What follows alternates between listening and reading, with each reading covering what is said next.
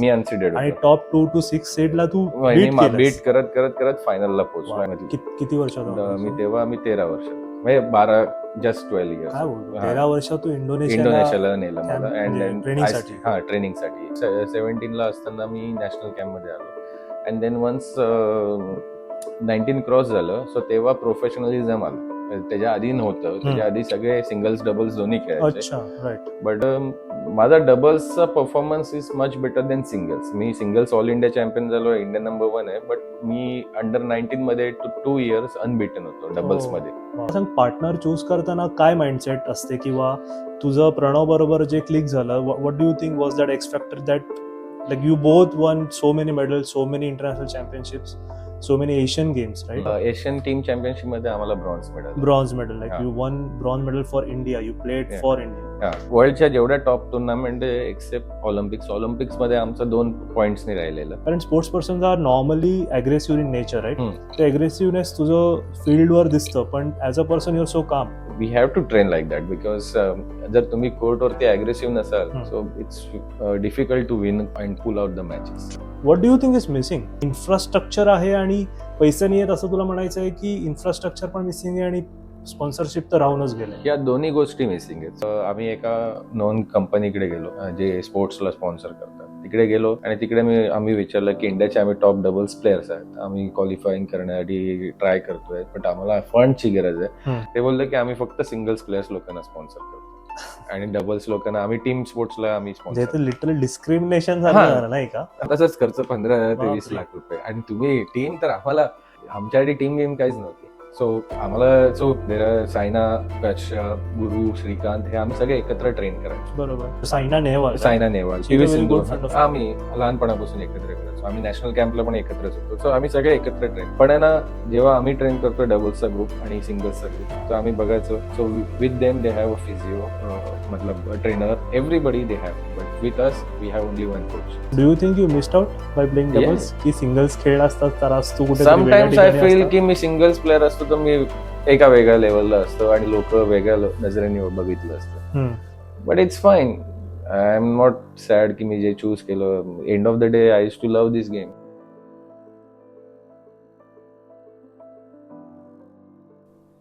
नमस्कार friends, welcome to the podcast inspire with me Pratik Pai. आज माझ्याबरोबर आहेत खूपच भारी celebrity, a sports person, a national badminton champion, Akshay Devalkar. Akshay, welcome to the show. Thank you. सगळ्यांना मे बी माहीत नसेल, पण आपण खूप चांगले फ्रेंड्स आहोत. ऍक्च्युली मला वाटतं आपली मैत्री, म्हणजे मैत्री नाही, मी तुला ओळखतो I guess post covid, right? आपण जेव्हा फुटबॉल एकत्र खेळायला लागलो, मध्ये आपण एकत्र खेळत होतो, तेव्हा तुझ्याशी भेट झाली. पण प्रत्यक्षात अक्षय देवळकर हा कोण आहे हे मला खरंच माहित नव्हतं, आणि इनफॅक्ट आय थिंक तू कोणालाच सांगितलं नव्हतं. आणि त्याच्यानंतर आय गेस आपण क्रिकेटमध्येही क्रिकेट खेळायला लागलो एकत्र, आणि त्यात अक्षय देवळकर बॅडमिंटन नॅशनल चॅम्पियन आहे हे जेव्हा मला कळलं, तर एक मित्र म्हणाला, अरे त्याचा विकिपीडियाचा पेज आहे. म्हणजे काही फेकतोयस. म्हणून मग मी खरंच चेक केलं अँड आय वॉज शॉक्ड की मी एवढे ऑलमोस्ट, मला वाटतं एखाद वर्षात तर मी तुझ्यावर फुटबॉल खेळलो असेल, पण तेव्हा तू एकदाही मला भासून नाही दिलंस की तू एवढा मोठा स्पोर्ट्स पर्सन आहेस, आणि तुझी जी करिअर आहे बॅडमिंटन मध्ये, that has been so great. So लोकांसाठी may be they might have known you, they know you. Also badminton डबल्सचा तू चॅम्पियन राहिलायस, right? At one moment I think जो वर्ल्ड चॅम्पियनशिप काय रँक होता तुझा? 20 मध्ये मी 25 होतो. सो आपण सुरुवातीपासून सुरू करूया. म्हणजे मी तुला आता ओळखतो may be for the last 3-4 years, but मला जाणून घ्यायचंय की अक्षय देवळकर लहानपणी कसा होता. लोकांनाही मे बी माहित नसेल, सो आपले जे फ्रेंड्स आहेत त्यांनाही माहित नसेल, राईट? सो आपण सुरू करूया की like what your childhood was, की हे बॅडमिंटन मध्ये तू जे यश आज मिळवलंयस, आज तुझी स्वतःची एक कोचिंग अकॅडमी आहे, तू कोच आहेस, you coach the best badminton players right नाव. पण how was Akshay Devalkar as a student, आणि ती जर्नी कशी होती ते आपण जरा समजून घेऊया. सो बेसिकली माझे बाबा नॅशनल लेवल कबड्डी प्लेअर होते. वाव. सो आणि बाबांचे सगळे भाऊ, म्हणजे टोटल 7 भाऊ आणि 1 बहीण होती. सो सगळे कबड्डी प्लेयर्स होते, सगळे त्या लेवल, चांगल्या लेवलचे कबड्डी. तर फॅमिलीमध्ये स्पोर्ट्स हा चालूच होतं. म्हणजे लहानपणापासून आम्ही स्पोर्ट्समध्येच होतो, कारण की माझ्या चुलत भावांना सगळ्यांना बघतोय खेळताना, हम्म, आणि मोस्टली सगळे कबड्डीमध्येच होते. हम्म. सो मला पण तो इंटरेस्ट होता की मला पण कबड्डीमध्ये जायचं. आणि तसं बोलायला नाही पाहिजे, पण मी नॅचरली गिफ्टेड प्लेअर होतो कबड्डीचा. म्हणजे मी हो. जरी मी खेळलोय कबड्डी, शाळेत पण खेळायचो, अँड सो बाजूला ग्राउंड होतं तिकडे पण खेळायचो. अँड माझा जन्म चिंचपोकळीला झालाय, तो अच्छा. तिकडे ते शिवशक्ती म्हणून एक क्लब आहे. हम्म. सो केव्हाही गणपतीला मी जायचो चिंचपोकळीला. सो काका राहतात तिकडे, तर तिकडे जाऊन मी कबड्डी खेळायचो. सो नॅचरली मला ते सर्व्हिस कसं करायचं, कबड्डीचं पकडायचं कसं, ते नॅचरली होतं, बिकॉज माझ्या ब्लडमध्ये होतं. हम्म. सो मला खूप इच्छा होती की कबड्डी प्लेअर नाही बनायचं. बट माझे बाबा त्यावेळेस अगेन्स्ट होते माझ्या. अच्छा. He never wanted me to become a kabaddi player. काय कारण? बिकॉज त्यांनी दोन कारण दिले की फर्स्ट, त्यावेळेस कबड्डीला फ्युचर नव्हतं. हम्म. म्हणजे प्लेयर्स लोकांचं आयुष्य पूर्ण असंच वाया जायचं. Second, it is a most injury prone game. Perfect. कारण की तुम्हाला तिकडे म्हणजे म्हणजे Contact sport आहे kind त्या of. बेसिकली तुम्ही नी गेला, अँकल Right. गेले, त्यांनी Right. बोटं दाखवली, माझी सगळी वाकडी आहे. सो दोज डेज म्हणजे तेव्हा तेवढं फॅसिलिटीज नव्हती, and we use to play on the मातीत. मातीत. म्हणजे बेसिकली मातीत खेळायचं. सो लागणं हे निश्चयच होतं. सो त्यामुळे ते बोलले की या स्पोर्ट्समध्ये जाऊ नकोस. And being a national level kabaddi player, पप्पांना पण माझ्या हे पाहिजे होतं की मी कोणत्या तरी एका स्पोर्ट्समध्ये गेलो पाहिजे. राईट. राईट. सो सगळ्यात तेव्हा लोकप्रिय स्पोर्ट सगळ्यांना पाहिजे तो क्रिकेट. बरोबर. सेकंड, हो. सो मी क्रिकेटला गेलो. माझ्या समोरच मी तेव्हा शास्त्रीनगरला राहायचो, तर तिकडच्या ग्राउंडवरती क्रिकेटची प्रॅक्टिस चालायची. तिकडे गेलो, मला टाकलं पप्पाने, अँड देन बघितलं की 1-2-3 महिने झाले, 4 महिने झाले की तिकडे मला फक्त फिल्डिंगला उभं करायचं. अच्छा. सो मला बॅटिंग नाही ना बॉलिंग, काहीच नाही द्यायचे, हम्म. फक्त फिल्डिंगला उभं करायचं. सो वन डे मी बोलले काय चाललं. मी पप्पांना पण, तेव्हा लहान होतं, मला काय समजायचं नाही, पण पप्पा पण येऊन बघायचं, बिकॉज एक नेक्स्ट टू द हाऊस होतं. सो ते येऊन बघायचे, असं बोलायचे की काय चाललं, की त्याला खेळायलाच चान्स नाही, कोणते टुर्नामेंट नाही, काय नाही. सो आणि खूप सारे प्लेयर्स होते त्यावेळेस, बरोबर. आणि आताही असतातच क्रिकेटला. सो तो एवढा पॉप्युलर स्पोर्ट आहे, त्यामुळे तुम्हाला खेळायला मिळतच नाही. सो देन एवढ्या सगळ्यात तुम्हाला काहीच चान्स नाही देतात. So there is no point of playing cricket. Right. त्यावेळेसची एक नॅशनल लेवल बॅडमिंटन प्लेअर होती, संपदा शेट्टी म्हणून. तिचे बाबा आणि माझे बाबा फ्रेंड्स होते. ओके. सो पप्पांनी त्यांच्याकडे असा हा विषय काढला की माझ्या मुलाला कोणत्या तरी एका स्पोर्ट्समध्ये टाकायचं, सो तुम्ही काय सजेस्ट कराल का. सो तेव्हा त्यांनी सांगितलं की माझी मुलगी बॅडमिंटन खेळते, याला बॅडमिंटनला टाका, it's individual sports. Right. So त्याला टाका, Scope बघा आहे. काय कसं होतं ते बघा, त्याला खेळून द्या, बघा त्याला इच्छाला वाटते की नाही. सो तेव्हा मी फर्स्ट टाइम दादाजी कोंडे स्टेडियमला आलो, अँड देन मी तिकडे आलो, अँड देन मला ऍडमिशन मिळालं, and then I started playing badminton. तोपर्यंत मला बॅडमिंटन गेम काय, किती वर्षाचा होतास तू म्हणजे? तेव्हा मी 8 वर्षाचा होतो. आणि आज तू किती वर्षाचा? 36. ऑलमोस्ट 28 वर्षाचा कंटिन्युअस आहे माझा. सो आणि ते पण ह्याच अकॅडमीमध्ये, म्हणजे आता जिथे शिकलोय तिकडे जाता मी कोचिंग करतोय. सो तशी माझी जर्नी स्टार्ट झाली. अँड तेव्हा बॅडमिंटन हा स्पोर्ट्स मला काहीच माहित नव्हतं. आपण जसं रस्त्यावरती ते चप्पल लावून खेळायचो, ते खाली पडलं की आउट, असं तो गेम मला असं वाटत. पण कधी हा इंडोर स्पोर्ट आहे आणि हा एवढ्या वरच्या लेवलचा आहे, सो हे मला कधीच माहिती. म्हणजे तुला दादोजी कोंडदेव स्टेडियम मध्ये जाऊन जेव्हा कोचिंग मिळालं, हा म्हणजे तेव्हाच इंडोर तुला तो एक्सपिरियन्स आणि एक्सपोजर मिळाला. हा, आणि तो पण गेम आपण सगळे आउटडोर खेळतो, पण तो इंडोर असतो हा गेम, आणि हा प्रोफेशनली खेळला जातो, हे तेव्हा मला समजलं. अँड देन तिकडून माझी जर्नी स्टार्ट झाली बॅडमिंटन. आणि स्पोर्ट्स मध्ये मला करायचं होतं, so I was a hard working guy. So मला काहीतरी स्पोर्ट्स आवडायला लागला, and then I started liking the sports, and then started performing. पण मग म्हणजे तुझं like when you start, before you became pro, तो जो इनिशियल फेज होता, त्याच्यात कधी असं तुला वाटलं की आय कॅन गो प्रो, की माझ्यात ती काहीतरी एक्स फॅक्टर आहे, किंवा कोणी ते जाणून घेतलं, किंवा कोणी तुला असं दाखवून दिलं का, किंवा ते तुला स्वतःहून जाणवलं का की मी प्रो लेवलवर खेळू शकतो? तर ती जर्नी काय होती, किंवा ते काय अंडरस्टँडिंग होती तुझ्या माइंडसेट? सो बेसिकली जेव्हा मी खेळायला लागलो, सो स्पोर्ट्स आम्ही कोणत्याही स्पोर्ट्सला एकदम सिरियसली घ्यायचो आणि एन्जॉय करायचो. राईट. सो मी स्टार्टेड 8 वर्षाचं असताना स्टार्ट केलं. गेम आवडायला लागला, खेळत राहिलो, मित्र बनायला लागले, खेळत राहिलो. बट परफॉर्मन्स होता because I in basic level. जसं 11-12 वर्षाचं झालो तेव्हा फर्स्ट आपल्याच ठाण्यामध्ये एक ऑल इंडिया झालेली. आय थिंक इट वॉज म्हणजे 13 वर्षाचं असताना. ओके.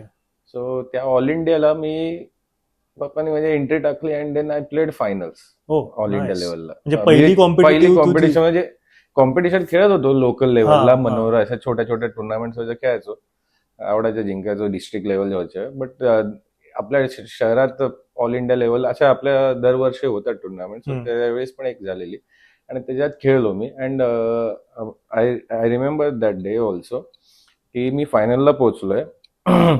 माझा पार्टनर पण महाराष्ट्राचाच होता. ओके. मी फायनलला पोहोचलोय आणि माझी मॅच लागत नाही आणि मी बॅग बिग घेऊन आलेलो बिकॉज ऑन त्याच दिवशी आम्हाला पुण्याला जायचं होतं because another all India tournament होती. अच्छा. अँड सरप्राइझिंगली आम्ही फायनल खेळलो होतो. कोणाला असं वाटलं नव्हतं की आम्ही फायनल खेळू, but we played a good doubles matches. मतलब सगळ्यांना बीट करत करत इंडियाचे प्लेयर्स होते. अँड तेव्हा आम्हाला काही जाणीव नव्हती काय असतं ऑल इंडिया लेवल. आम्हाला फक्त जाऊन मॅच जिंकायची, बरोबर. एवढंच आम्हाला. आणि फर्स्ट लाईफ मधली फायनल खेळतोय अँड माझी मॅच अनाऊन्स नाही झाली. अँड समथिंग मी थांबलोय. माझी पहिली मॅच होती बट सगळ्या मॅचेस संपतात आहे पण माझी नाही अनाऊन्स झाली. Then I went to my coach, sir काय झालं काय असं. सो माझा एक पार्टनर महाराष्ट्राचा होता. सो ही सेड की तुझ्या पार्टनरच्या अगेन्स्ट एज फ्रॉड चाललाय. So as fraud in the sense एक वर्ष त्यांनी कमी केलं त्याच्या शाळेत एज वेगळं आणि त्याचं ऍक्च्युअल जे दाखवलं ते वेगळं. Because of that you are disqualified.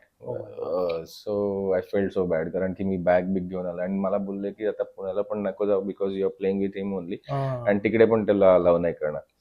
So you better stay here. So I started crying because I was 12 I am playing final. I wanted to play final and तसं झालं की देन माय कोच ऑल्सो सॉ मी की बिचारायला वाईट वाटलं. And then मी पूर्ण luggage घेऊन आलेलो स्टेडियमला.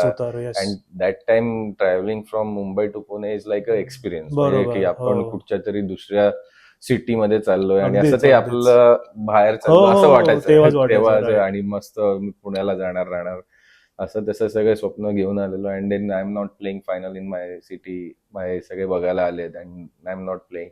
So I felt bad. So तसं मग माझे कोच श्रीकांत वाड यांनी तेव्हा मला बघितलं की याला वाईट वाटलं. And then I was playing good त्यावेळेस, म्हणजे स्टार्टेड प्लेइंग गुड, म्हणजे परफॉर्मन्स केलाय. सो ही सेड की then after that I stop. म्हणजे त्या पार्टनर बरोबर जो होता त्याच्याबरोबर डबल्स नाही खेळलो. देन इन विदिन 6-7 months आम्ही आपली स्टेट चॅम्पियनशिप होती अँड तिकडे मी अनसीडेड होतो. अँड देन तिकडे मी सगळ्यांना म्हणजे top seed, second seed, third seed and 5th सीडला मारून फायनलला पोहोचलो. अनसीडेड होतास मी अनसीडेड आणि टॉप 2 to 6 सीडला तू बीट करत करत करत फायनलला पोहोचलो. अँड कोणी एक्सपेक्ट नव्हतं केलेलं की, आणि ती टुर्नामेंट नागपूरला झालेली, कोणी एक्सपेक्ट नव्हतं केलं की मी एवढा परफॉर्म करेन. अँड देन फायनलला मी टॉप सीड कडून हारलेलो, बट व्हेरी क्लोज मॅच, म्हणजे एकदम नेक टू नेक होती. सो तो परफॉर्मन्स माझ्या सरांना खूप आवडला, वाड सरांना. ती पण डबल्स नव्हती? नाही, सिंगल्स मध्ये. मी डबल्स खेळलोच नाही बिकॉज ऑफ दिस इन्सिडन्स. मी त्या वर्षी खेळलोच नाही. I started playing in singles. And that. पण तुझा कोर फोर्टे काय? म्हणजे आता पण तू बोललास की मी डबल्स मध्येच त्या टुर्नामेंट मध्ये फायनल तू घेतलास, पण मी ज्युनियर पर्यंत, अंडर 19 पर्यंत I was a good singles player also. India number 1 singles player मध्ये पण होतो आणि इंडिया नंबर 1 डबल्स मध्ये पण होतो. राईट. बट मला डबल्स खेळायला खूप मजा यायची. ओके. पण त्याला नेहमी पण एक चांगला पार्टनर असणं, तुझ्या एवढाच कॉम्पिटेटिव्ह, तुझ्या एवढाच माइंडसेट असणारा एक पार्टनरची गरज आहे. आपण यावर येऊया. Let's continue to the story. So त्या नागपूर टुर्नामेंटला खेळलो. सो माझे सर इम्प्रेस झाले अँड दे सेड की will take you to the next level. And त्यांनी मला 1 महिन्यासाठी इंडोनेशियाला नेलं समर कॅम्पसाठी. किती वर्षाचा? मी 13 वर्षाचा, म्हणजे 12 जस्ट 12 इयर्स. काय बोलतो, 13 वर्ष तू इंडोनेशियाला नेलं मला. अँड ट्रेनिंगसाठी. अँड देन माझ्याबरोबर 7-8 लोक होती. So we stayed there alone and then we train there and then we came back again. And then like this my journey started. म्हणजे तेव्हापासून माझा परफॉर्मन्स वरती परफॉर्मन्स म्हणजे अंडर 15 मध्ये 19 मध्ये परफॉर्मन्स चालू झाला. पण मग मला सांग की जे तू इंडोनेशियाला गेला ते सिंगल्स साठी मी स्पेसिफिकली सिंगल साठी गेलेलो तेव्हा. पण मी सिंगल्स प्लेअर होता. किती वर्ष सिंगल्स खेळला मग मी अंडर 19 पर्यंत चांगला अच्छा. सिंगल्स प्लेअर होतो. Okay then after under 19 you had to choose one event, either singles or doubles. For which event are you talking specifically any Asian? कारण आय थिंक नाही, जेव्हा तुम्ही आता मी नॅशनल कॅम्प मध्ये अंडर 17 ला असताना मी नॅशनल कॅम्प मध्ये आलो. अँड देन वन्स 19 क्रॉस झालं, सो तेव्हा प्रोफेशनलिझम आलं. त्याच्या आधी नव्हतं. त्याच्या आधी सगळे सिंगल्स डबल्स दोन्ही खेळायचे. अच्छा, राईट. बट गेम थोडा चेंज व्हायला लागला, सायकोलॉजी चेंज व्हायला लागली. So our national coach Gopichand told me की ask me basically you have to choose only one event and then we can train. Right. So त्यांनी सांगितलं की either you choose singles or doubles. तर माझा डबल्सचा performance is much better than singles. मी singles all India champion झालो, India number 1 आहे. But मी अंडर 19 मध्ये 2 इयर्स अनबिटन होतो डबल्स मध्ये. कंटिन्युअस जेवढ्या टुर्नामेंट केलं की मी एकही मॅच नाही हरलेलो. एखादी आजारामुळे मला सोडावी लागली. मला ताप आलेला, तर फीवरमुळे सोडावी लागली. But that span of 2 years मी आणि माझा पार्टनर कधीच हरलो नाही. सो मी चूज डबल्स केलं. ओके. आणि तेव्हा पार्टनर कोण होता तुझा? तेव्हा माझा पार्टनर जिष्णू सान्याल होता आणि he was a good singles player. So he chosen singles. So आम्ही दोघं वेगळ्या डायरेक्शन. मग त्याच्यानंतर जेव्हा तू doubles as a core forte choose केलं, मग did you have get a option to choose your partner की ते नॅशनल कोचच सिलेक्ट करतात? नॅशनल कोचनीच सिलेक्ट केलं बेसिकली. वन्स आय क्रॉस 19 आणि सिनियर मध्ये आलो, सो तिकडे त्यावेळेसचा एक टॉप लेवलचा प्लेअर होता वी डिजू म्हणून, इंडियाचा बेस्ट प्लेअर होता. सो आमचा नॅशनल कोचने सांगितलं की you can play with him and आमची अशी पेअर बनवलेली. सो दोज 2 इयर्स म्हणजे त्या 2 वर्षात आम्ही दोघांनी सेटल केलं. Because Diju is a experience player आणि मला एक्सपिरियन्स गेन करण्यासाठी त्यांनी हे केलेलं. सिनियर होता तो. He was 28 that time and I was 19. अच्छा, almost 9 to 10 years. Too much experience आणि खूपच शिकायला मिळालं. सो त्या हिशोबाने त्यांनी आमची पेअर बनवली. अँड आफ्टर 2 इयर्स मी चेंज केला. अगेन जिष्णू आला डबल्सला and then we played together, Jishnu and मी, फॉर 1 year. अँड देन आमच्यात मग ते पेअर्स आमची बरोबर इंटरनॅशनलला क्लिक नव्हती होत. Okay. Then we shifted to Pranav Jerry Chopra. And that is where I think you have created and won lot of medals, right? Yeah. मला सांग, पार्टनर चूज करताना काय माइंडसेट असते, किंवा तुझं प्रणव बरोबर जे क्लिक झालं, what do you think was that X factor that like you both won so many medals, so many international championships, so many Asian games, right? Asian games मध्ये तू सिल्वर, एशियन टीम चॅम्पियनशिप मध्ये आम्हाला bronze medal, like you won bronze medal for India, you played for India. काय म्हणजे काय, what do you think was that X factor की तुम्ही दोघे that click so well? So basically doubles मध्ये जेव्हा तुम्ही खेळतात, सो त्याच्यात एक प्लेअर इज फ्रंट प्लेअर असतो, म्हणजे जो ओपनिंग क्रिएट करून देतो आणि गेम क्रिएट करत असतो तो. आणि एक प्लेअर हार्ड प्लेअर, म्हणजे हार्ड हिटर. सो बेसिकली त्यावेळेस मला ऍक्च्युली मी ज्युनियर पर्यंत हार्ड हिटर होतो. अँड जे माझ्याहून अजून 2-3 वर्षांनी लहान आहे, म्हणजे प्रणव माझा पार्टनर. सो जसं आम्ही चूज करत होतो की तेव्हा आमची पेअर नॅशनल टीमच्या कोचनीच बनवली and then we also agreed for that. But आमच्या दोघांच्यात प्रॉब्लेम एकच होता की आम्ही दोघं बॅक प्लेअर होतो. ओके. सो मी पण मागून खेळायचो, सो बॅक कोर्ट वरून खेळायचो आणि प्रणव पण बॅक साईड मधनं खेळायचं. ओके. सो कोणाला तरी एकाला इनिशिएटिव्ह घ्यायचा होता की फ्रंट वरनं. So I chose to play from front. So माझा तसा गेम चेंज झाला अँड तो कॉम्बिनेशन आमचं सेट झालं. And because of that combination and understanding आमची पेअर. डबल्स मध्ये बेसिकली सगळ्यात most important thing is understanding. Right. म्हणजे तू तुमच्या पार्टनरला किती समजतो, किती चांगल्या प्रकारे ओळखतो, that is a most important thing. आम्ही बोलतो की डबल्स मध्ये it's like a marriage. Perfect. लग्नच आहे, तू नवरा बायकोच आहे तुम्ही, कारण की तुम्हाला कोर्टात एक दुसऱ्यांना समजून घ्यायचं, तरच तुमची पेअर क्लिक होते. Right, right. सो आणि जेव्हा तुमची पेअर झाली त्याच्यानंतर काय काय तुम्ही गेम्स जिंकलात? म्हणजे आय थिंक एशियन गेम्स मध्ये पार्टिसिपेट केलात आणि आम्ही कॉमनवेल्थ खेळलोय. म्हणजे वर्ल्डच्या जेवढ्या टॉप टुर्नामेंट एक्सेप्ट ऑलिम्पिक्समध्ये आमचं 2 पॉइंट्सनी राहिलेलं. 2 रँकिंगनी आमचं ऑलिम्पिक सीड मध्ये टॉप 18 मध्ये सिलेक्ट असायला पाहिजे, म्हणजे वर्ल्डच्या टॉप 18 मध्ये असलं पाहिजे, आणि त्यावेळेस आम्ही 2 रँकिंगनी आमचं कमी झालं. सो जर ते 2 रँकिंग असतं तर आम्ही पण ऑलिम्पिक्स खेळलो असतो. बट वर्ल्डमध्ये जेवढ्या टुर्नामेंट आहे, Sudirman cup, Thomas cup, all England world championship, each and every tournament I have played. आणि आमचा सगळ्यात बेस्ट परफॉर्मन्स आहे की आम्ही तर 2 टाइम नॅशनल चॅम्पियन आहे, मी आणि जरी, अँड 2 टाइम रनर अप पण आहे. अँड आम्हाला एशियन टीम चॅम्पियनशिप जी आपल्या हैदराबादला झालेली, त्याच्यात आम्हाला ब्रॉन्झ मेडल आहे. इंडियामध्ये जी सय्यद मोदी इंटरनॅशनल टुर्नामेंट होते, जी सगळ्यात वर्ल्डची हायेस्ट टुर्नामेंट, त्याच्यात आम्ही रनर अप आहे. सो अशा खूप साऱ्या टुर्नामेंट्स आहे जिथे आम्ही टायटल्स पण जिंकले, रनरअप पण आले आणि मेडल्स पण आहे. म्हणजे that is what I can understand की ती जी पेअर होती दॅट वॉज अनब्रेकेबल, राईट? आणि ऑलमोस्ट आय थिंक किती 6-7 वर्ष 7 वर्ष तुम्ही एकत्र खेळलात आणि you one so many medals for India, because it is not you R representing India at that moment. And ते असून सुद्धा तू एवढा डाऊन टू अर्थ आहेस रे, म्हणजे honestly I feel so humble. आणि जे तू आज पॉडकास्टला माझ्या एका शब्दावर आलास ती गोष्ट निराळी आहे, पण लोकांना ती जी ह्युमिलिटी आहे ती ऍज अ स्पोर्ट्स पर्सन ती कशी, म्हणजे आय थिंक कारण sports person are normally aggressive in nature, right? ते अग्रेसिव्हनेस तुझं फील्डवर दिसतं, पण as a person your so calm. What do you think, how ते अग्रेसिव्हनेस कसा येतं, म्हणजे how do you bring that out when you on the field? कारण तेव्हा mentality, psychology, everything comes in the picture. So how do you do that? Do you train your mind की ती winning spirit यायला पाहिजे, त्यासाठी आपण वेगळी काय तू एफर्ट घेतोस का कसं असतं?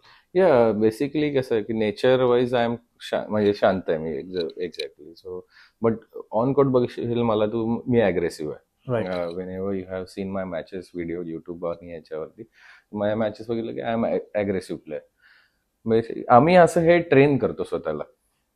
आमचे सायकोलॉजी सेशन्स असतात.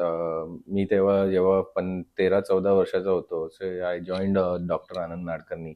Okay. So is to train me की काय एक्झॅक्टली. सो त्यांच्याकडे कन्सेप्ट होती. सो बेसिकली मला योगा आणि मी त्याच्यात नव्हतो, बट मला ऑन कोर्ट कसं तुम्ही सायकोलॉजिकली ट्रेन कराल, कसं तुम्हाला विजन क्रिएट करायचं आणि कसं तुमची बॉडी लँग्वेज असली पाहिजे, that training I got from doctor Anand Nadkarni. आणि त्याचा हेल्प मला पूर्ण आयुष्यभर झाला. सो आत्ताही मी कुठच्याही स्पोर्ट्सला गेलो की I am outside, I am okay, but जर गेलो की आय नो की what is exact what I have to do and all, and then या सगळ्या गोष्टीचं हेल्प होतो. So we have to train like that, because जर तुम्ही कोर्टवरती अग्रेसिव्ह नसाल, so it's difficult to win and pull out the matches. True.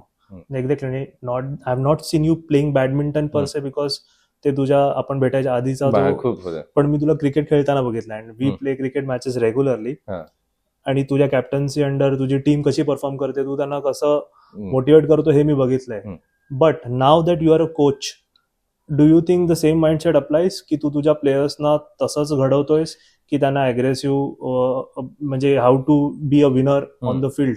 Does this help की तुझी कंडिशनिंग ॲज अ प्लेअर झालेली तसंच तू आज तुझ्या प्लेयर्सना, because now you are a coach, does it help?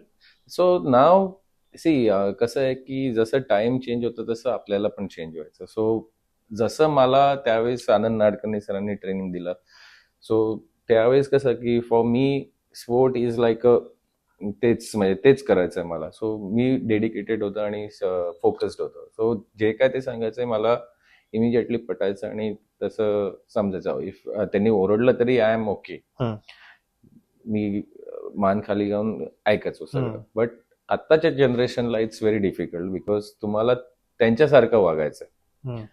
आता त्यावेळेस आनंद नाडकर्णी सर माझ्यासारखे नाही वागायचे, ते तसेच असायचे. बट आत्ताच्या जनरेशनला तुम्ही जर फ्रेंडली आणि तुम्ही व्यवस्थित सांगितलं नाही तर ते ऐकून नाही घेणार. सो आपल्याला त्यांच्या लेवलला येऊन तुम्हाला त्यांना कसं शिकवायचं ती टेक्निक आपल्याला आता आम्ही शिकतो, मी शिकलो आहे ते, आणि तसं मी त्यांना ट्रेन करतो. कसं, कारण की त्यांच्याकडून मला बेस्ट काढून घ्यायचं. बरोबर आहे. पण ते बेस्ट मी मारून ओरडून असं नाही काढू शकत. ते मला पण माहिती आहे, कारण की आत्ताच्या जनरेशनला तुम्ही ओरडलं की they get upset very easily, rebel nature असतं आणि त्यांना मग ते यांचं नाही ऐकायचं, मी दुसरीकडे जातो. So that is a fact. म्हणजे वी नो की there is a talent in this guy. Hmm. त्याच्यावर थोडं स्ट्रिक्ट राहिलं तर he will leave and then तो भटकून जाईल. सो त्याचं ते टॅलेंट बाहेर काढण्यासाठी मला त्याच्यासारखं बनायला लागतं. So each and every player has a different mindset. So it's a very difficult job to teach 100 students की त्यांच्या माइंडसेटनी त्यांना शिकवायला Wow. लागतं.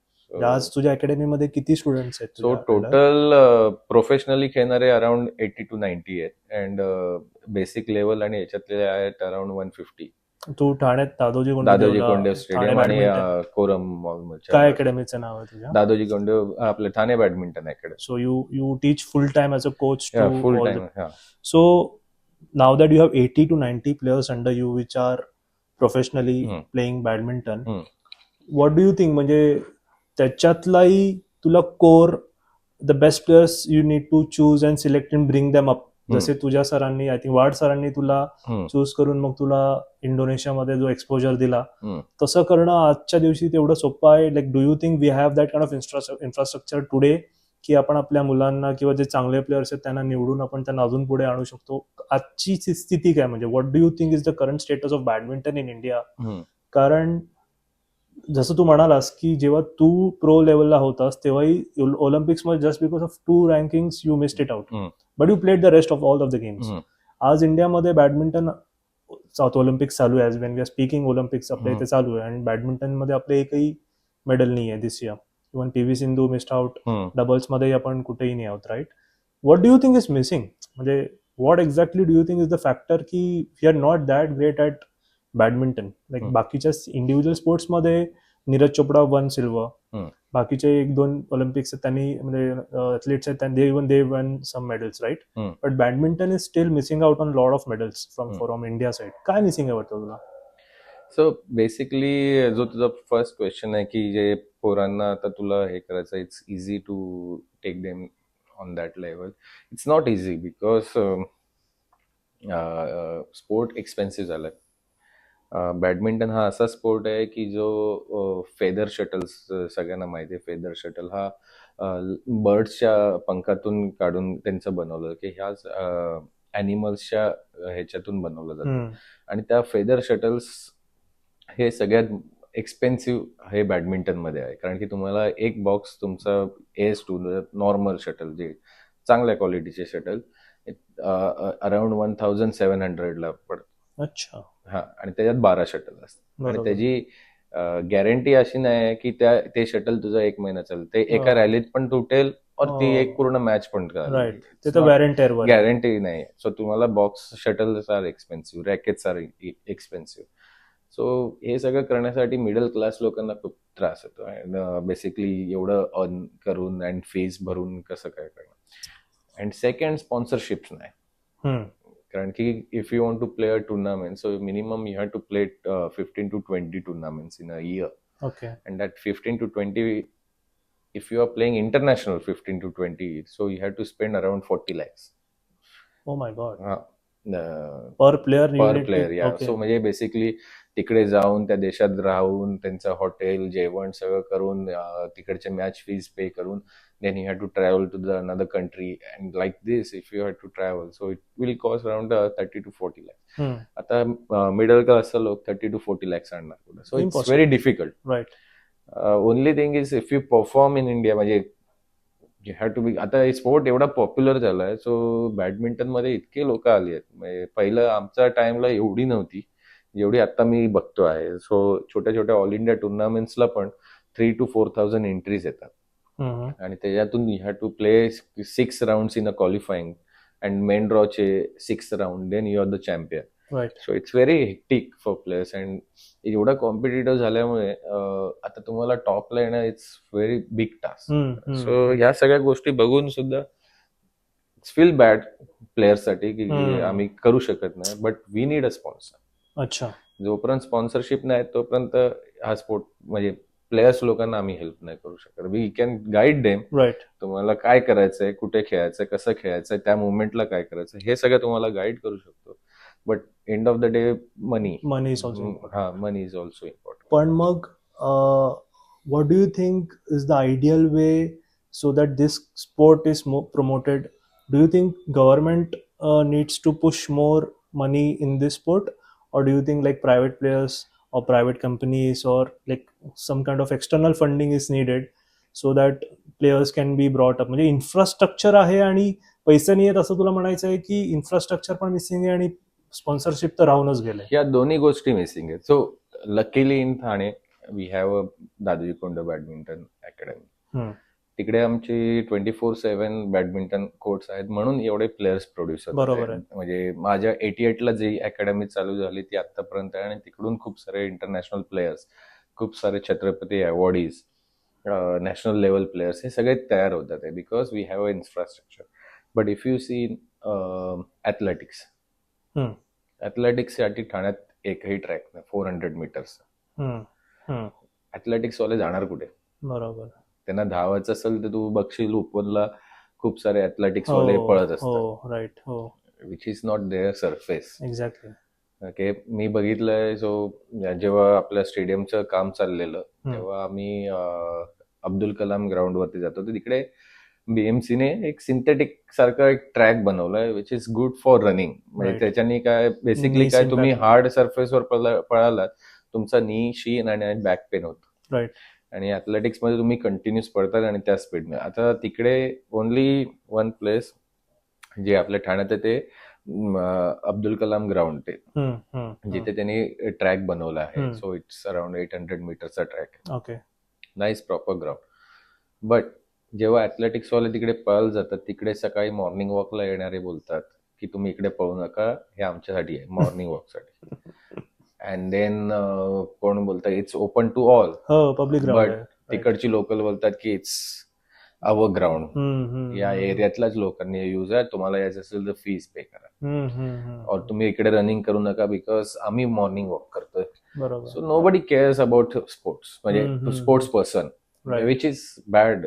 म्हणजे असं जसं तू विचारलं की गव्हर्नमेंटला सपोर्ट करायला, गव्हर्नमेंट टॉप लेवलच्याच प्लेयर्स लोकांना का सपोर्ट करते, का नाही ग्रास रूटला सपोर्ट करते? त्यांचं एज्युकेशन, त्यांचं प्लेईंगचा एक्सपेन्स, त्यांचं हे सगळं का नाही येते? और मे बी बिग कंपनीज ते का नाही येते, ते अकॅडमीजला का नाही स्पॉन्सर करते? पण एक मुद्दा तू नोटीस केलायस का, की जेव्हाही कोणताही, for example Neeraj Chopra for that matter, की जेव्हा मागच्या म्हणजे लास्ट ऑलिम्पिक्समध्ये तेव्हा त्याने गोल्ड मिळवलं, त्याच्यानंतर त्याला पब्लिसिटी मिळाली, त्याच्यानंतर त्याला इन्स्टंट फेम मिळालं, he was getting brand endorsements, company was sponsoring. नंतर I think then he invested in himself as well, right? जेणेकरून आज त्याची परफॉर्मन्स मध्ये this year he missed out gold, won silver.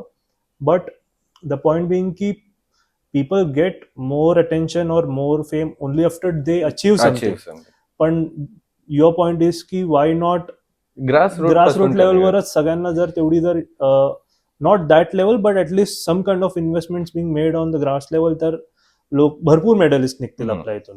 So basically आपल्याकडे पहिल्यापासूनच ही concept आहे की जे टॉपला पोहोचले या टू गेट स्पॉन्सर. मी आता एक याच्यात एक एक्झाम्पल देतो, मी त्या कंपनीचं नाव नाही घ्यायला सांगतो.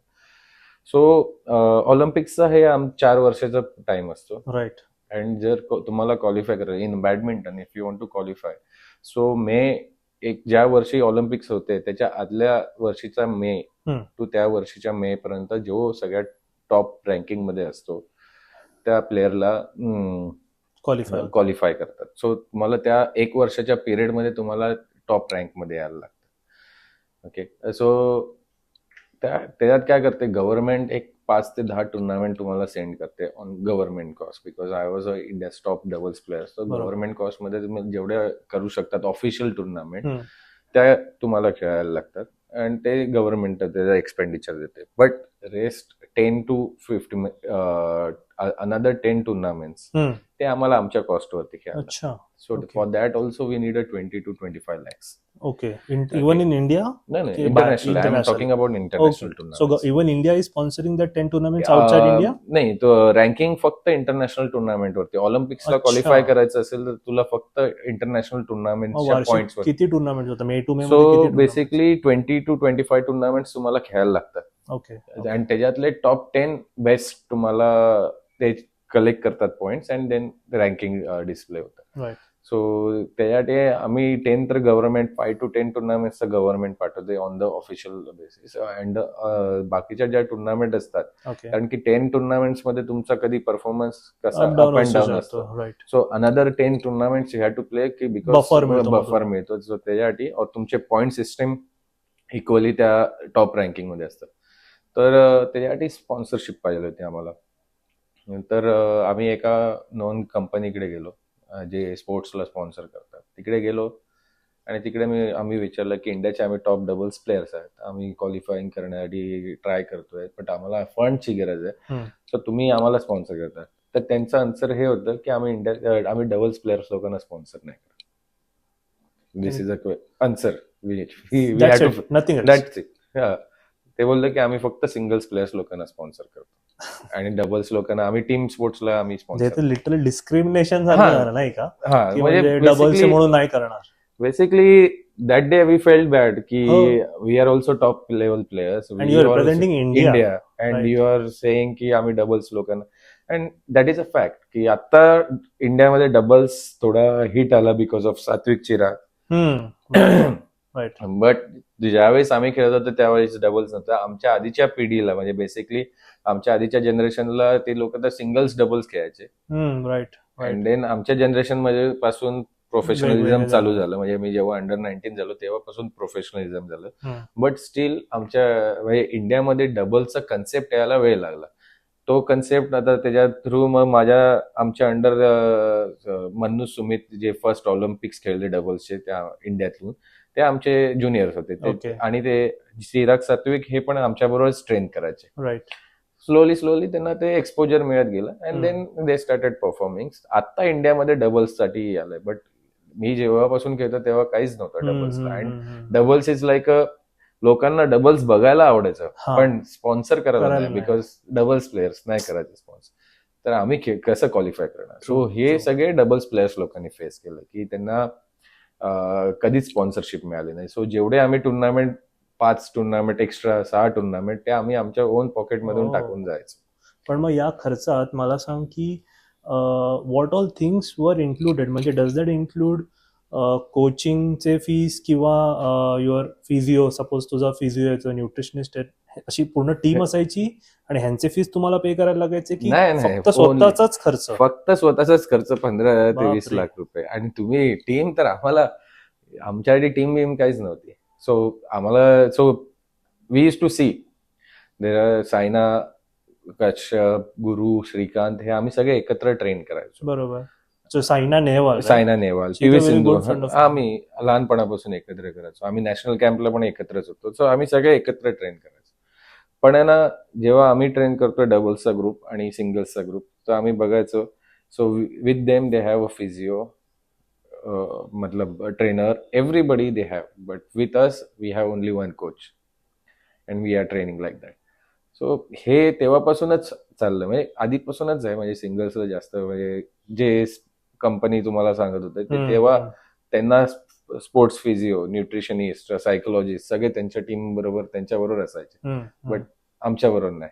पण डू यू थिंक की हे unfair and I mean why didn't you raise a concern की हे missing out and that's why even our performance, म्हणजे you could have perform better, right, if you had that kind of attention किंवा physio किंवा psychologist, nutritionist, what, coach तर होताच, but एका टीमला perform करण्यासाठी like you said there are so many things that works in sync. या सगळ्या गोष्टी जर तुमच्याकडे असतात, आय थिंक यू गाईज कुड have played even better. Olympics ही तुमच्याकडे आज जे मिसिंग आहे तुझ्या करिअर मध्ये ते पण आज तुझ्याकडे असतं नाही होतं. बट व्हॉइस रेस करून काय होणार शेवटी, end of the day that is a answer. म्हणजे आम्हाला तेच बोलत होतं, मला खेळायचं की नाही खेळायचं. Do you think you missed out by playing doubles, की सिंगल्स खेळ असतात तर आज तू कुठे समटाइम्स आय फील की मी सिंगल्स प्लेअर असतो तर मी एका वेगळ्या लेवलला असतो आणि लोक वेगळ्या नजरेने बघितलं असतं. But it's fine. I am not sad की मी जे चूज केलं. End of the day I use to love this game. Exactly. So मला काय असं त्याचं वाईट नाही वाटलं. बट सम काही गोष्टी असतात ते तुम्हाला थोडंसं लागतं, but it's fine because this is a part of the game. आणि त्याच्यात हे सगळ्या गोष्टी माहिती असून सुद्धा आपण त्याच्यातच उतरलो. That actually I think that is the best part of you, Akshay, हा, की तू एवढं सगळं एक्सपिरियन्स केलाय, you achieved so much, still you are so humble. Coming back to our topic, की वर्षाला तू म्हणालास की ऑलमोस्ट 20-25 टुर्नामेंट्स खेळायला लागायचे. हम्म. इंजरी प्रोन व्हायचात किंवा इंजरीची भीती असायची टुर्नामेंटच्या वेळेस की अरे एक वर्षात मला ऑलिम्पिक्स खेळायचं, may be you guys are winning all the way, but इंजरीची भीती असून कधी फील्डवर अशी आली का भीती की अरे बाबा इंजरी तर नाही होणार, मग माझं ऑलिम्पिक्स तर नाही ना मिस होणार? How do you like what is the mindset की इंजरीसाठी काय करायचं तुम्ही किंवा त्यासाठी काय आपण प्रिपरेशन असते? सो तू कोणत्याही फील्डमध्ये जाशील, प्रोफेशनल प्लेअरला तू बघशील ना, इंजुरीज जे असतात ना हे प्रोफेशनल प्लेयर्सचे फ्रेंड्स असतात. आम्ही त्यांना फ्रेंड सारखं ट्रीट करतो. We are okay if we get injured, but main सगळ्यात, कारण की आम्हाला माहिती आहे की आमच्या स्पोर्ट्समध्ये इंजुरी होणार आहे, because it's a body contact sport. म्हणजे हाय इंटेन्सिटी ऍक्टिव्हिटी होतात आमच्या, होतातच injury. So we are prepared for that. ते आम्हाला लहानपणापासूनच ट्रेन केलेलं असतं. तू कोणत्याही फील्डमध्ये कोणताही प्रोफेशनल ॲथलेटिक बघितलं, इंजुरीज होणं इट्स फाईन, बट इंजुरी नंतर कमबॅक करणं is a most difficult. That is a most important part in our life. So ते सगळ्यात इम्पॉर्टंट असतं. सो इंजुरीज, आता जसं तू बोलला, सो ऑलिम्पिक पिरियडमध्ये आम्ही आलेलो चांगल्या लेवलला. सो एका टुर्नामेंटच्या आधी, म्हणजे मी चायनाला होतो, थॉमस कप करत होता, आणि त्याच्यात आमची ट्रेनिंग चालू होती. Training in the sense just मॅचच्या आधी वॉर्मअप अँड जस्ट स्प्रिंट. एका स्प्रिंट्स मध्ये मी एक स्प्रिंट मारली आणि माझा टेअर झाला तिकडे थाईजला, 3rd degree tear. Okay. And that आमच्या 12 महिन्यातला 1 महिना माझा रिकव्हरीसाठी गेला. सो इट्स फाईन, म्हणजे you have to come back because that is how we train. And मला थँक गॉड, टचवूड, मला कधीच मेजर इंजुरी नाही झाली. म्हणजे झाली ती 1 month shoulder tear, that is normal, कारण की आमचा शोल्डर एवढा यूज होतो तर आम्हाला टेअर होण्याचे चान्सेस आहेत. सो दॅट स्मॉल इंजुरी, जसं की ACL आणि हे सगळं कधीच नाही झालं. Okay. Is that common? ACL is common in badminton is common. कारण फुटबॉलमध्ये तर खूपच आहे, पण बॅडमिंटन मध्ये because continuously your jumping. Right. Landing मध्ये जर समजा मिस झालं तर, आणि फास्ट स्पोर्ट आहे. अजून एक म्हणजे I know that Saina Nehwal is your good friend. मी तिचाच एक पॉडकास्ट बघत होतो अँड शी मेन्शन्ड की बॅडमिंटन एकुलता एक स्पोर्ट आहे जिकडे तुझं एरियल, म्हणजे तुझा हात वरती असून द गेम इज प्लेड मोर आणि दॅट इज मोर डिफिकल्ट. आणि अजून एक स्टडी आहे कुठेतरी की रॅकेट स्पोर्ट्स खेळणाऱ्यांची लाईफ जास्त असते. ह्याच्या मागे व्हॉट इज युअर थॉट? म्हणजे असं काही तुला वाटतं? ऑब्विसली, बिकॉज बॅडमिंटन हा कंटिन्युअसली, म्हणजे ओव्हरऑल तुमच्या बॉडी पार्ट वरती असतं. बिकॉज तुमचे अँकल, तुमचं काफ, तुमचं थाईज, तुमचे शोल्डर्स, तुमचं ऍब्स, बॅक, हे सगळे बॉडी पार्ट तुमचे स्ट्रॉंग असले पाहिजे. बिकॉज सगळ्यांचा यूज आहे, युटिलायझेशन आहे. जर एकही जर वीक झाला तर देन तुम्हाला इंजुरीज होऊ शकतात. आणि बॅडमिंटन हा तुम्ही तर टीव्ही वरती बघितला, but if you watch live, too fast, खूपच फास्ट आहे. म्हणजे तू जर इंटरनॅशनली बघायला गेला ना, खूप फास्ट आहे, तुम्हाला समजणार पण नाही. आणि जेव्हा तू ऑन कोर्ट खेळतो, सो आपल्या क्रिकेटमध्ये 150 किलोमीटरच्या ह्याच्यात सगळ्यात मॅक्सिमम फास्ट आहे. आमच्या ह्याच्यात 250 is a minimum speed shuttle स्मॅशचा. हा, मिनिमम स्पीड, म्हणजे मुलींचे स्मॅश 250 पर्यंत असतात. आणि त्याच्यावरती इंटरनॅशनल लेवलला, आणि त्याच्यावरती सगळे मारत असतात. So you have to be very quick, आणि त्याच्यात रिॲक्शन पण तुमचं क्विक असलं पाहिजे. So it's a fastest sport badminton, fastest racket sport. So ह्याच्यामुळे तुमच्या इंजुरीचे पण चान्सेस वाढतात. So you have to be very quick. आणि हा एक स्पोर्ट आहे जो जेव्हा तुम्ही नॅचरली नॉर्मल माणूस पण खेळतो ना, ह्याच्यात स्वेट जास्त होतं, कारण की खूप जास्त मुवमेंट आहे, आणि इंडोर मध्ये असतं. आणि हा एकच स्पोर्ट आहे जो कोणत्याही सीझन मध्ये खेळू शकतो, इंडोर असल्यामुळे. सो ह्याच्यामुळे तुमची लाईफ वाढते, जे सायन्स सांगतं तेच राईट. तुझं स्मॅश स्पीड कधी रेकॉर्ड केलंय की फास्टेस्ट काय होती वगैरे? नाही, त्यावेळेस ती सिस्टम नव्हतं आलेली. जर मारलं असतं किती नाही, आता नाही येणार, कारण because I am not strong. जेव्हा मी खेळायचो तेवढा स्ट्रॉंग नाही आहे. बट आय डोंट नो, 350 होता माझा. मी आमचं लीग खेळलेलो, PBL, प्रीमियर बॅडमिंटन लीग, तेव्हा ते एकदा लावलेलं मागे. सो तेव्हा एकदा स्मॅश मारलेलं, जसं तेव्हा आलेलं 350 kmph. Crazy. That is not fast आहे. 426 इज द हायेस्ट. बापरे. आणि त्याच्यात त्या रिएक्शनला लोक पिक करतात, राईट? करतात. ग्रेट. दुसरा, आता तू प्रीमियर लीग बद्दल बोलास, डू यू थिंक म्हणजे आता आय थिंक इंडियामध्ये जसं IPL आहे तसं कबड्डी सुद्धा सुरू झालं, आणि आता बॅडमिंटन मध्येही clubs have like private players or celebrities have started investing in buying teams, आणि मग बॅडमिंटनला त्या लेवलला थोडंसं एक्सपोजर जे मिळतंय, do you think that will help as a country to bring in good talent? म्हणजे जसं आपण जे म्हणत होतो की ग्रासरूट लेवलवरती प्लेयर्सना एक्सपोजर मिळत नाही, तसं बॅडमिंटनला असं प्रीमियर लीग कॉन्सेप्टमध्ये आणल्यानंतर त्याच्यात थोडं एक्सपोजर मिळेल त्यांना आणि ते चांगले प्लेयर्स वरती येतील. What is your thought on that? तू खेळलायस बाय द वे? हा, मी लीग खेळलोय ना. आम्ही फर्स्ट सीझन जिंकलेलो पण आहे. आमची टीम जिंकलेली. मी दिल्लीकडून खेळलेलो 3 वर्ष, आणि देन 2 वर्ष मी त्यांचा कोच म्हणून पण राहिलो. सो लीग्स आमच्या बंद झाल्यात आता सध्या. तेव्हा इनिशियली स्टार्ट झालेल्या, अँड थोडं पॉप्युलर होतं, बट द थिंग इज ना, अगेन पॉलिटिकल. ओके. त्यांना एवढं प्रमोट नाही करायचं. सो आय डोंट नो की काय आहे, but inside the news is different. But again political असल्यामुळे ते लीग्स फेमस नाही झाले. अच्छा. And then I don't want to take our players names also with the top level players. त्यांना ते बॅडमिंटन पॉप्युलर करायचं असेल, सो त्यांना ती इच्छा नाहीये बेसिकली. का असं वाटतं पण तुला? कारण की कसं की जेव्हा ती लीग होतात ना, सो दे बेसिकली लीग केव्हा होतात, जेव्हा ओनर्स येतात, बरोबर, बिग कंपनीज येतात, आणि जेव्हा त्या बिग कंपनी एवढे पैसे टाकून येतात ते, so our top player should behave also like that. मी असे 2-3 इन्सिडेंट बघितले आहेत की आमचे टॉप प्लेयर बोलतात की मी लीग मध्ये घेतल्यानंतर, म्हणजे spending so much of money on that player, particular player, and आल्यावरती तिकडे यायचं, हॉटेलला राहायचं आणि बोलायचं मी मॅच खेळणार नाही. Unprofessionalism. So that owner feel bad.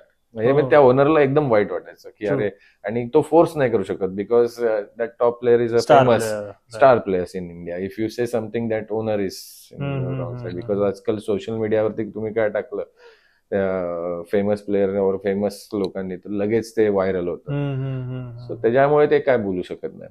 And that behaviour somehow मला खूप वाईट वाटायचं.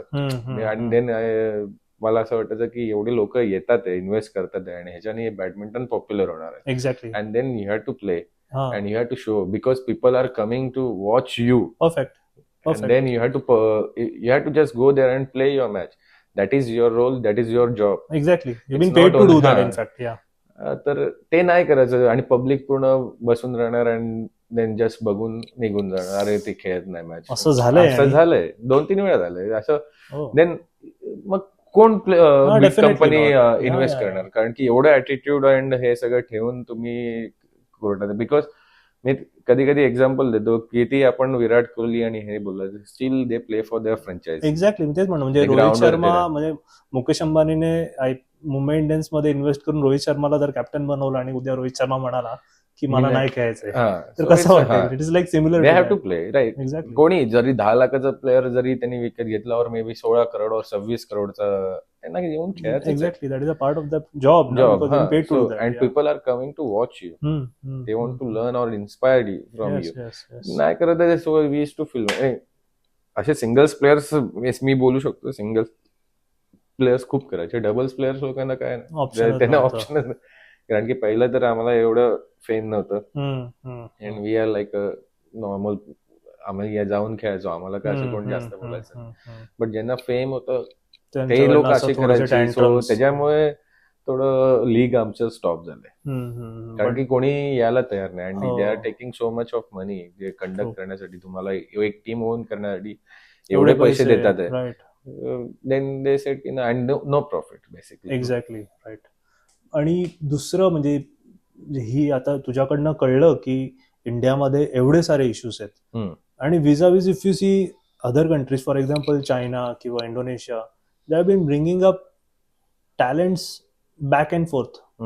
काय म्हणजे Chinese why are they so invincible, किंवा ते एवढे फिअरलेस बॅडमिंटन प्लेयर्स काय आहेत? म्हणजे what exactly do you think की China is doing correctly? Because if you compare population to population, we are at same part.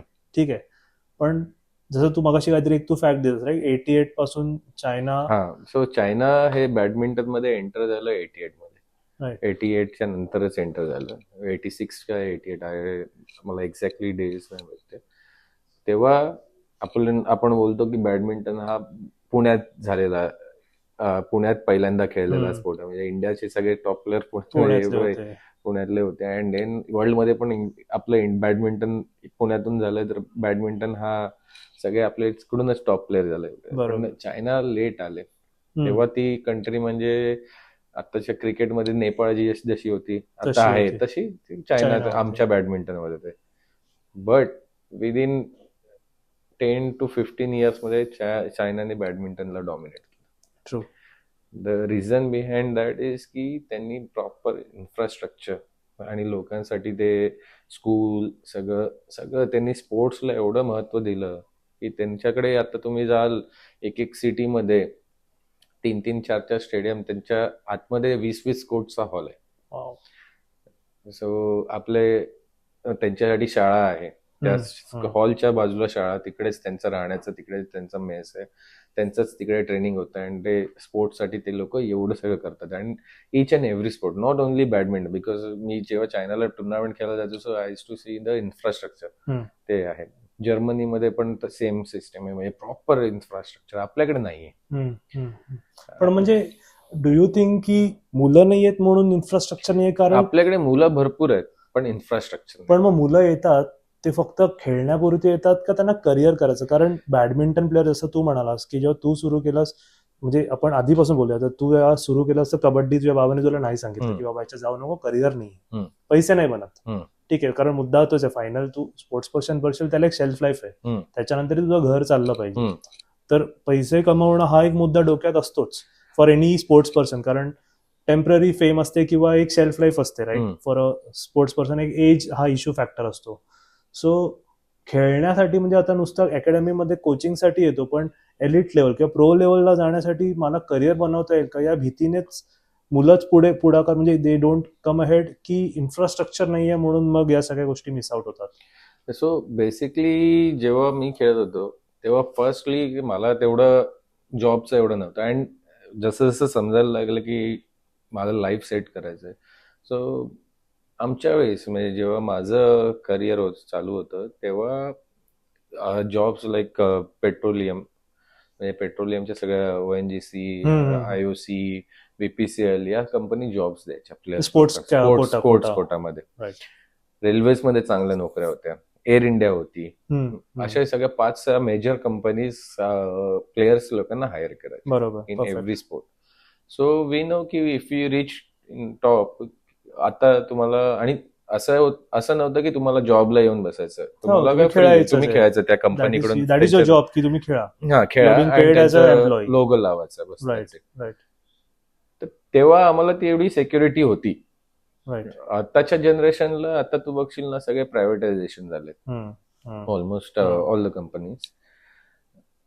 तुम्हाला जॉब मिळेल ना तर तुम्हाला 8 तास तिकडे येऊन काम करायचं. दिस इज द सिच्युएशन आताच्या पिढीला. आमच्या वेळेस तसं नव्हतं. आमच्या वेळेस आम्हाला जॉब खेळा, once you retired you have to come and start working, that is our policy. पण आत्ताच्या जनरेशनला तुम्हाला जॉब पाहिजे असेल ना, जॉब देऊ आम्ही, पण तुम्हाला 8 तास वर्क करा, और मे बी 6 तास करा, अँड देन तुम्ही तुमचा गेम करा. म्हणजे ते पण नाही, ह्याच्याने प्लेअर खेळतात. आता माझे खूप सारे प्लेयर्स आहेत हु इज 26-28 असे त्या कॅटेगरीचे, त्यांना रेल्वेजला जॉब मिळाले, म्हणजे त्यांचं करिअर जॉब त्यांना त्यावेळेस लागलेत, म्हणजे ते परफॉर्म केलं लागलं. पण त्यांचं बॅडमिंटन करिअर संपलंय बिकॉज त्यांना सकाळी 8 ते 2 और 3 वाजेपर्यंत त्यांना दादरला TC म्हणून कामाला जायला, and then they come back and then they train. ह्याच्यातून प्लेअर कसे घडणार आहे? प्लेअर म्हणजे 24 आवर्स तुम्हाला तुम्हाला पूर्ण गेमचा तुम्हाला फोकस असला पाहिजे. त्यावेळेस माझ्या वेळेस शाळा परमिशन्स द्यायच्या की तुम्ही तुमचे काय प्रॉब्लेम नाही, तुम्ही खेळा, 1 दिवस अटेंडन्स दे, आणि एक्झामच्या वेळी येऊन तू एक्झाम्स दे आणि तू खेळू शकतो. राईट. स्कूल अटेंड करण्याची काही जबरदस्ती अशी नव्हती, कारण तू इंडियासाठी खेळतोस किंवा तू प्रो लेवलवर खेळतोस. आता त्यात स्कूल बोलतात की तुम्हाला अटेंडन्स इम्पॉर्टंट आहे अँड तुम्हाला अटेंडन्स नसेल तर ही एक्झाम नाही देऊ शकत, हे नसेल तर हे प्रेशराईज करून तुम्हाला प्लेयर्स लोकांना पाठवून नाही. आता प्लेयर्स स्ट्रगल करतो की टाइम कसा काढायचा. एक्झॅक्टली. आता एक सिम्पलचा एक्झाम्पल, शाळा पण आता तेवढा प्रोत्साहन देत नाही बेसिकली माझ्या मते. कारण की आता मी रिसेंटली एक इन्सिडेंट बघितले, माझी भाची आहे शाळेचं नाव नाही घेत, बट ती आता अंडर-11 डिस्ट्रिक्ट जिंकली बॅडमिंटन. 9 वर्षाचीच आहे. फर्स्ट टाइम ती खेळली, म्हणजे चांगला परफॉर्मन्स केला बिकॉज लास्ट इयर अंडर-9 होती. This is a first year of under eleven and she played really well and she won the tournament. Okay. And लहान मुलांना काय, 9 वर्षाच्या मुलाला ट्रॉफी जिंकली, ट्रॉफी घेऊन सगळ्यांना दाखवायचं. सो दॅट इज ती ट्रॉफी घेऊन ती शाळेत गेली, म्हणजे की दाखवायला टीचरला. तिला काय आन्सर मिळाला असेल, ये क्या दिखाने को लाते हो, ये सब देखो, स्टडीज पे ध्यान दो. आता 9 वर्षाची मुलगीला काय काय मेंटॅलिटी असेल, म्हणजे ती ट्रॉफी घेऊन, म्हणजे 9 वर्षाची, माझी मुलगी 7 वर्षाची, सेकंड स्टँडर्ड, म्हणजे 4थीत आहे. ती ट्रॉफी घेऊन चालली आहे दाखवायला, एक्साइटेड की मी टुर्नामेंट जिंकली. अँड टीचर्स सांगतात की हे सगळं दाखवू नका, तुम्ही ठेवून द्या साईडला आणि सारखं सारखं दाखवू नकोस. तर मेंटॅलिटी चेंज ना, म्हणजे ते लहान पोरावरती अफेक्ट होतं ते. या सगळ्या करिअर करायचं असेल तरी, even she wants to pursue badminton, तरी आपण असं त्यांना दाबतो. So that is a sad part right now because now everybody is more focused on, म्हणजे स्कूल सगळे एक्झाम्स वरती एक्झाम्स. दरवेळेस मी प्लेयर्स लोकांना विचारतो की ही एक्झाम लागली, ती एक्झाम लागली. आम्ही आमचा ग्रुप आहे त्याच्यात बघतो आज हा नाही आला, वाय, बिकॉज ऑफ एक्झाम. महिन्यातून एक आठवडा तरी त्यांचा एक्झाम्स मध्येच जातो. सो जर महिन्यातून एक आठवडा गेला, सो तुमच्या किती दिवस मिस झाले.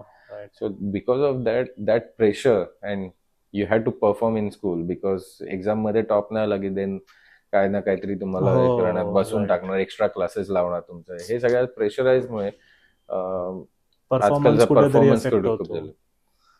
तुझं सध्या अकॅडमीमध्ये किंवा ओव्हरऑल तुझ्या इंडियामध्ये, आपण दोन पार्ट्स मध्ये घेऊ. इंडियामध्ये सध्या तुला काय वाटतं, who is the top talent to come up as a India's best badminton player? Lakshya Sen, म्हणजे लक्ष्य सेन यंग आहे, त्याला अजून खूप वर्ष आहेत, तो परफॉर्म करू शकतो. And Satwik Chirag, they are also young, 24-23 आहे दोघंही. सो त्यांचं अजून 6-7 वर्षाचं आयुष्य आहे. So as is a factor? या, एज इज अ फॅक्टर, कारण की तुम्ही अराउंड 30 पर्यंत तुम्ही त्या प्रोफेशनल लेवलला खेळू शकतात. And there are many youngsters, म्हणजे तू ऑल इंडिया लेवलला बघशील ना, आयुष शेट्टी, खूप सारे यंगस्टर आहेत जे येऊ शकतात पुढे. But again if they get a proper sponsor, proper guidance आणि हे सगळ्या गोष्टी मिळाल्या, then they will become a good players. आपल्या इंडियामध्ये टॅलेंटची कमी नाही, तुला खरं सांगतो. So international level and Indian level they are almost there, but only we are lacking in the sponsors. Okay. And second thing, तुझ्या personal coaching under, who do you think is a good, like do you think की पुढच्या 7-10 वर्षात हा मुलगा तुला दिसेल असं मला वाटतं? We have many players in our academy, so they are training under me. चांगले खेळतात, डबल्स मध्ये पण आहे, सिंगल्स मध्ये पण आहे, असं फ्युचर आहे त्यांच्यात. पण जस्ट वी आर वरीड की we need a sponsor to promote this players, because if you don't promote then कसं होतं की आता एवढं कॉम्पिटेटिव्ह झालं ना, तर मुलापेक्षा पॅरेंट्स जास्त इन्व्हॉल्ड आहे. ट्रू. आणि त्यांना परफॉर्मन्स पाहिजे अँड ऑप्शन्स खूप झाले, ही अकॅडमी नाही ती अकॅडमी नाही ती. अँड त्यांना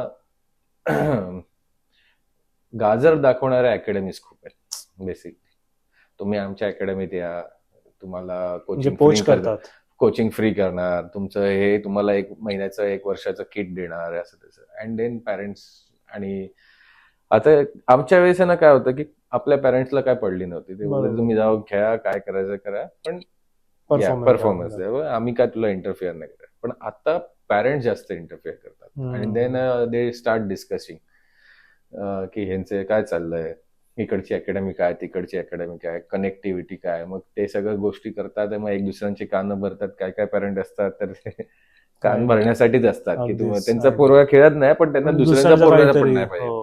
सो ते असे त्यांचं जे हे करतात अँड देन खूप सारे इन्सिडेंट आहेत आमच्याकडे, खूप सारे टॉप लेवलचे प्लेयर्स म्हणजे घडवतोयस तू आणि कोणतरी घेऊन जा, दुसरं घेऊन जा. कोचिंग कोच करून जात आहे. हा जातात ते तिकडे and then end of the day तिकडे गेल्यावर ते डाऊन, फरक पडतो त्यांना, म्हणजे त्यांचा परफॉर्मन्स डाऊन होता. बिकॉज जेव्हा तुम्ही एका प्लेअरला घडवतात सो तुम्हाला सगळं त्यांचं इन अँड आउट माहिती असतं, तुम्ही कसं ट्रेन करायचं. पण if you go to the another centre तर सडनली येतात अँड देन स्टाईल चेंज करायला बघतात की असं तसं. बिकॉज ऑफ दॅट मग त्या प्लेअरचा performance and end of the day तो प्लेअर सोडून देतो. ओके, सो या सगळ्या गोष्टींमुळे जास्त I know. प्लेयर्स होत. ग्रेट. आय मीन बऱ्याच गोष्टी कळल्या आणि एवढ्या सगळ्या गोष्टी आहेत बॅडमिंटनमध्ये, हे म्हणजे वास्तुस्थिती आहे ऍक्च्युली, ही लोकांना माहित नाही. Even for that matter even I didn't know, right. माझ्यासाठी बॅडमिंटनचा लेजर प्ले, की मी खालती जातो माझ्या मुलीबरोबर वाईफबरोबर खेळतो तेवढंच. पण as a sport, as a competitive sport to play at elite levels किंवा प्रो लेवल्सवर खेळण्यासाठी काय काय गोष्टी लागणार किंवा लागतात किंवा ज्या गोष्टी मिसिंग होत्या त्या अजूनही मिसिंग आहेत, ते सगळ्याच तुझ्याकडनं कळल्या अक्षय. आणि it was an emotional drive for me actually. आज जे आपण बोलतोय फारच म्हणजे असं I can feel what you went through. तुझ्याबरोबर काय झालं असेल हे मला समजून येत आणि म्हणजे I can feel you much more as a person. And thanks for coming. खूपच भारी डिस्कशन झालंय. One appeal I would like to make to all my viewers and all the people who have been watching this podcast, की sport एक असं sporting culture, हे जे आपण म्हणतोय एक terminology, sporting culture is very important for any nation, right. कारण there are team sports like cricket, hockey, football. Football is also still not, म्हणजे त्यालाही एवढा एक्सपोजर नाही. But badminton being a individual sport, doubles, now that it's a 2 player sport, पण त्याला तेवढं exposure मिळत नाही आहे. And we have an example in front of us. He has won so many awards for India, but still he faced so many issues. त्यांना एवढे प्रॉब्लेम्समधून face करून, एवढे स्ट्रगल करून, म्हणजे मेहनत करण्यात कधीच कमी नव्हती. पण because of lack of sponsorship, lack of infrastructure, lack of teams, lack of support, या सगळ्या गोष्टी कुठेतरी मिसिंग होत्या. म्हणून अक्षय कुड have done even more better. That is what I feel. And now that he is a coach today, त्याच्या खाली 80-90 मुलं आहेत. And since he has faced all of that experience for last 28 years we've been in this field, चांगले players बनू शकतात यार आपल्याकडनं. आणि तुझ्या एक्सपिरियन्सचा यूज करून मला वाटतं की ठाणे बॅडमिंटन अकॅडमीमधनं खूप चांगले प्लेयर्स इंडियासाठी खेळतील. आणि ही माझी खरंच लोकांकडनं कळकळून विनंती आहे की त्यांनी या स्पोर्टकडे जरूर लक्ष देऊन, गव्हर्नमेंटने सुद्धा यात लक्ष द्यावं. Plus private players or private companies would like to sponsor this children, की so that their performance is improve, right? They get more exposure, they get to play different players outside India. फक्त इंडियामध्ये खेळून एक level पर्यंत achieve करतील, पण बाहेरचा जो एक्सपोजर आहे, जसं तुला इंडोनेशियाला जाऊन मिळालेला, तसं जर एक्सपोजर आज या सगळ्या मुलांना मिळालं तर त्यांची परफॉर्मन्स सुद्धा खूप इम्प्रूव्ह होईल. So thank you for watching this podcast with me and Akshay. खूप खूप छान डिस्कशन झालं and thanks for coming on such a short notice. If you like this podcast, please subscribe this channel and like and share this video with all your friends and family, and to every badminton player or a doubles player who know that they love this sport. Thank you.